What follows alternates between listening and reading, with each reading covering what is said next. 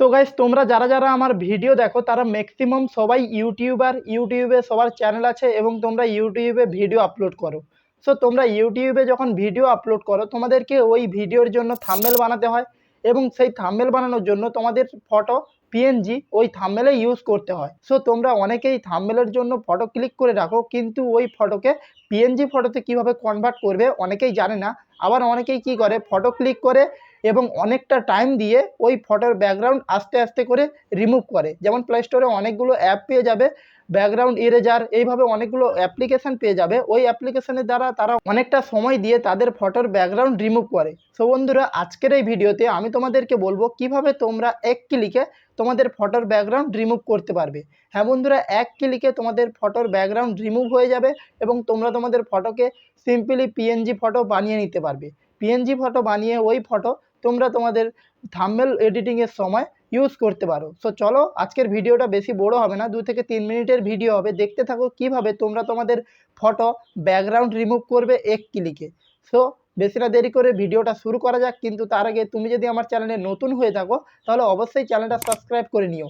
Subscribe করে পাশে যে বেল আইকন আছে, বেল আইকনে ক্লিক করে অলে সেট করে রাখবে, কারণ আমি যখনই আমার এই চ্যানেলে ইউটিউব রিলেটেড এমনই হেল্পফুল ভিডিও আপলোড করব সেই ভিডিওর নোটিফিকেশান তোমাদের কাছে সবার আগে চলে যাবে।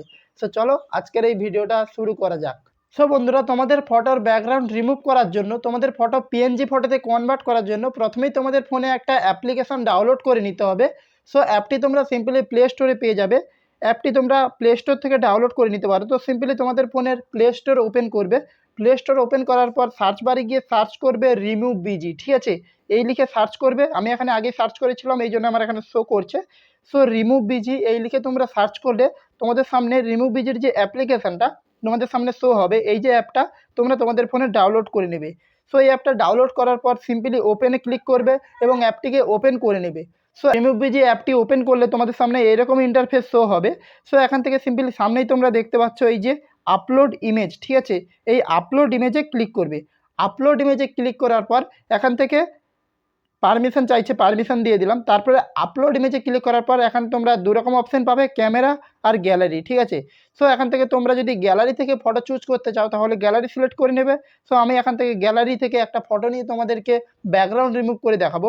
তো গ্যালারিতে ক্লিক করলে তোমাদের সামনে তোমাদের ফোনের গ্যালারি ওপেন হয়ে যাবে। গ্যালারি ওপেন হয়ে গেলে তোমরা যেই ফটোর ব্যাকগ্রাউন্ড রিমুভ করতে চাও ওই ফটোটা সিলেক্ট করে নেবে। সো আমি গ্যালারি থেকে আমার একটা ফটো সিলেক্ট করে নিলাম। এবার তোমরা দেখবে এই অ্যাপ্লিকেশানটি অটোমেটিক্যালি আমার এই ফটোর ব্যাকগ্রাউন্ড রিমুভ করে দেবে এবং আমার এই ফটোটা পিএনজি ফটোতে কনভার্ট করে দেবে।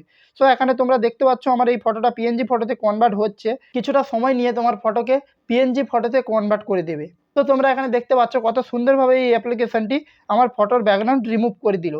সো আশা করি তোমরা বুঝতে পেরে গেছো কীভাবে তোমরা তোমাদের ফটোর ব্যাকগ্রাউন্ড রিমুভ করতে পারবে। সো এইভাবে এই অ্যাপ্লিকেশানটি থেকে তোমরা তোমাদের ফটোর ব্যাকগ্রাউন্ড এক ক্লিকে রিমুভ করে নিতে পারবে। সো ফটোর ব্যাকগ্রাউন্ড রিমুভ করা হয়ে গেলে এখান থেকে ডাউনলোডে ক্লিক করবে এবং ডাউনলোড করে নেবে। ডাউনলোড করে নিলে এই ফটো তোমার গ্যালারিতে সেভ হয়ে যাবে।